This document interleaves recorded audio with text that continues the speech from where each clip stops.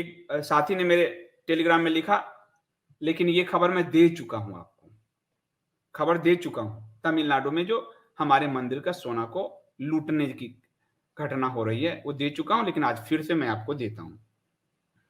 क्योंकि गौरी गजनी जब आया तो उसको उसकी नजर थी भारत के मंदिरों पर, क्योंकि भारत के मंदिर समृद्ध रहे। भारत की समृद्धि में सबसे बड़ा कारक हिंदू धर्म रहा। बाकी सब लफंदर हैं, बाकी सब दरिद्र हैं। आज आज आपने देखा गजनी दरिद्रता में जी रहा है, सोमनाथ के पताका लहरा रहे हैं। भारत का सनातन ही भारत के स्वर्णिम भविष्य है। अतीत भी वही स्वर्णिम था, भविष्य भी भारत का सनातन ही है।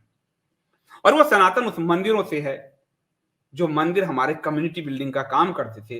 वो सोना पे गौरी गजनी की भी नजर थी और आधुनिक सरकारों की भी नजर है। तमिलनाडु की सरकार, स्टालिन नाम ही उसका स्टालिन है, तानाशाह और करुणानिधि लेफ्टिस्ट थे।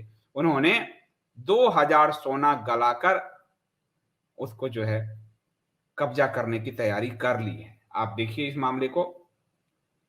तमिलनाडु की एमके स्टालिन सरकार मंदिरों का लगभग 2138, 2000 क्यों कहते हो भाई, 138 किलो बहुत होता है, यहाँ तो 10 ग्राम में हालत खराब हो जाती है।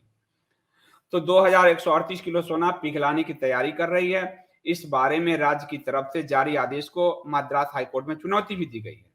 याचिकाकर्ता ने इसे अवैध बताया है और बताया है कि मंदिर में श्रद्धालुओं की तरफ से चढ़ाए गए सोने का बिना सही ऑडिट किए हड़बड़ी में कदम उठाकर सरकार इसे हड़पना चाहती है। राज्य के डीएमके सरकार दावा कर रही है कि उसे मंदिर में जमा सोने को गलाकर गोल्ड बार में बदलने का अधिकार है।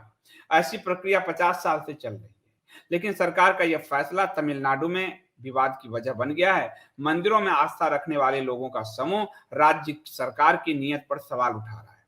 एबी गोपाला कृष्णन और एमके सर्वानंद नाम के याचिकाकर्ता ने हाईकोर्ट को बताया कि सरकार का आदेश न सिर्फ धर्म Hindu religious and charitable endowment act, ancient monuments act, jewel rules act आदि का उल्लंघन है, बल्कि हाईकोर्ट के आदेश की भी विरुद्ध है। इस साल 7 जून को हाईकोर्ट ने मंदिर की संपत्ति के मूल्यांकन और उसका रिकॉर्ड दर्ज कराने का आदेश दिया था। कोर्ट ने यह माना था कि पिछले 60 साल से राज्य में ऐसा नहीं किया जा रहा है।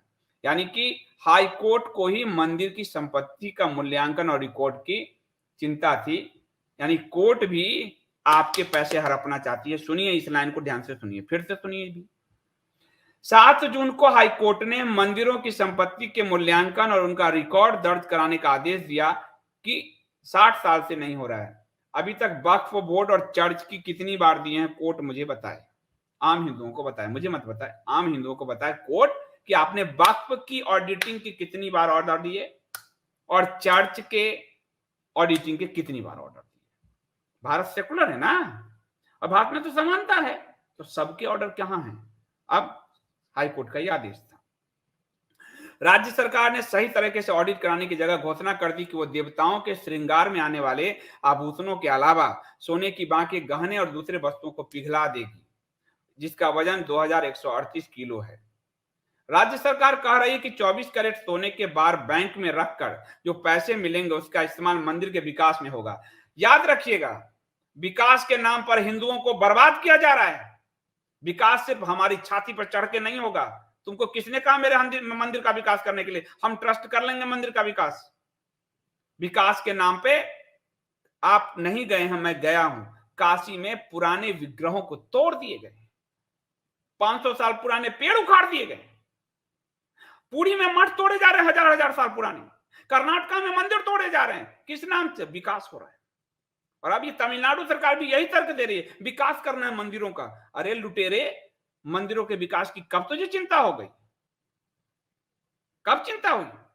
ये साफ दिखाता है कि विकास के नाम पर हिंदू छला जा रहा है, विकास के नाम पर हिंदू बर्बाद हो रहा है। वो विकास के पीछे डफलू जो है झुंझुना बजाकर घूम रहा है, और विकास के नाम पर राजनेता कोर्ट सब उसका दोहन शोषण कर रहे हैं। ये तमिलनाडु सरकार यही करने जा रही है। अरे इस कम्युनिस्ट को करुणानिधि, वो करुणानिधि जिसने राम सेतु तोड़ने के लिए पूरा एड़ी चोटी का जोड़ लगा दिया, वो करुणानिधि का बेटा कह रहा है मंदिर का विकास करना है। अरे कालनेमी, कुछ तो अपने शर्म कर, तू खुल रहा है तेरा चेहरा। उस करुणानिधि जी का बेटा मंदिर का विकास करेगा, इसलिए सोना गलाएगा। एक हिंदुओं के साथ कितना छल करोगे भाई, कितना छल करोगे।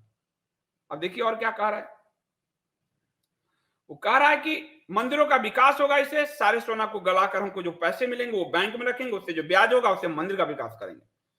हिंदू संगठन कह रहे हैं बिना ऑडिट गहनों को पिघलाने के पीछे सरकार का जो निर्णय है वो संदेहजनक है। कानूनन सोने को पिघलाने का फैसला ट्रस्टी ही करते हैं। इस फैसले को सरकार सहमति देती है, लेकिन तमिलनाडु के अधिकतर मंदिरों में 10 साल से भी ज्यादा समय से ट्रस्टी नियुक्त नहीं हुए। क्यों? क्योंकि मंदिर सरकार के कब्जे में है। और मूढ़ हिंदू कहते हैं तो सरकार नहीं तो कौन रखेगा? गांव में देखो ना हम कैसे मंदिर चलाते हैं। और हनुमान मंदिर देखो पटना का कि कैसे चलता है। सरकारों ने आपके दिमाग को खोखला कर दिया, इसलिए सरकार के पक्ष में लोग खड़े हो जाते हैं।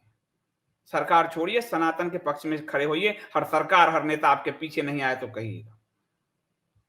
और याचिकाकर्ता ने यह भी कहा कि सरकार लोगों को गुमराह करने के लिए सोने के ऑडिट की बात कर रही है, लेकिन उसने जो लक्ष्य तय किया उसके हिसाब से एक दिन में 2 मंदिर का ऑडिट होना है। वर्षों से जमा संपत्ति का इतनी जल्दी मूल्यांकन असंभव है। साफ है कि सिर्फ खानापूर्ति की तैयारी हो रही है। यानी एक दिन में 2 मंदिर कैसे ऑडिट आप करोगे? यहां तो हमारे पास विशाल संपत्ति है। और सरकार ने सोना पिघलाने के आदेश की घोषणा तो कर दी, लेकिन उसे अभी तक वेबसाइट पे भी नहीं डाला। ये भी संदेह है। याचिकाकर्ता ने हाई कोर्ट से इस आदेश पर तत्काल रोक की मांग की।